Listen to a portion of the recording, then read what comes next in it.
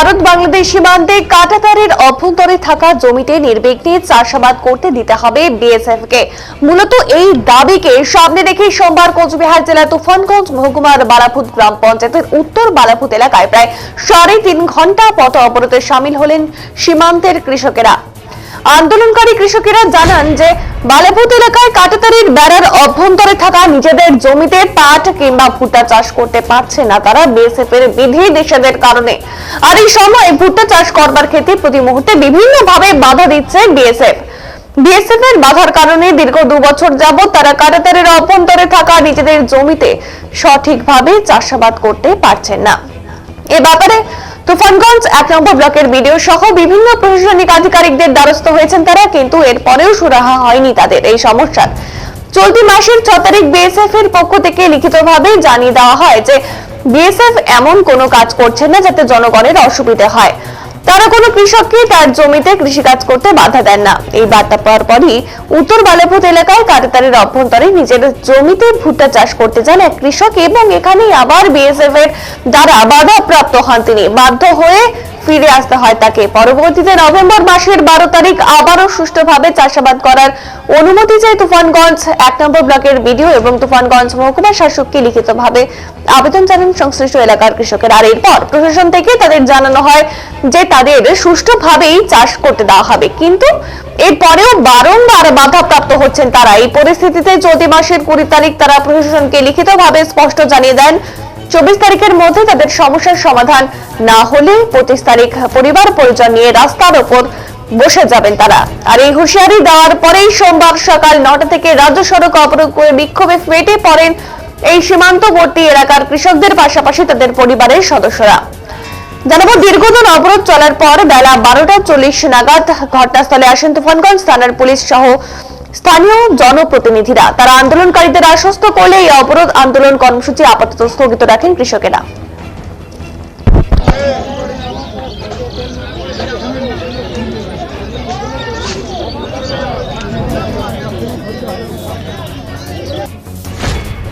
থেকেই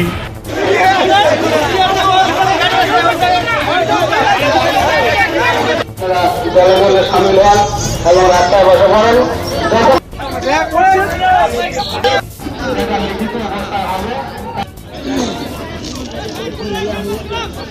আমরা সীমান্তর কৃষক, বিশেষ করে যাদের সীমান্তবাসীদের পক্ষ থেকে কৃষক আন্দোলন, এই কৃষক আন্দোলনে আমরা বারবার প্রশাসনের কাছে অনেক দরখাস্ত করেছি। কাঁটাতারের ভিতরে ভুট্টা মানে যেটা অর্থকারী বা লাভজনক ফসল হলো পাট এবং ভুট্টা, সেই চাষটা থেকে বারবার বিএসএফ বিরত করে এবং আমরা যদি জবরদস্তি করতে চাই তারা মাঠডাঙ্গ অবধি করে। আমরা সে বিষয়ে থানায় কোনো অভিযোগ করলে তার কোনো তদন্ত বা সুরাহা হয় না। আমরা এই সমস্ত অভিযোগের ভিত্তিতে আজকে পথ অবরোধ করেছি। আমরা অবরোধ করেছি এই জন্যে যে বাংলাদেশের কাঁটাতারের ভিতরে আমাদের জমি, হ্যাঁ কাঁটাতারের ভিতরে। তো সেই কাঁটাতারের ভিতরে জমি আমি 4 বিঘা জমি চাষ করছি, 4 বিঘা চাষ করছি। আর ভুট্টা পারমিশন আমি নিয়েছি বিএসএফ এর কাছ থেকে। পারমিশন নেওয়ার পরে মাল আমি নিয়ে গেছি জমিতে নিয়ে গিয়ে আমি সমস্ত জমি মানে সার সরি সমস্ত জমির মধ্যে পুঁতিয়ে দিছি। এখন বিচি রোপণ করব।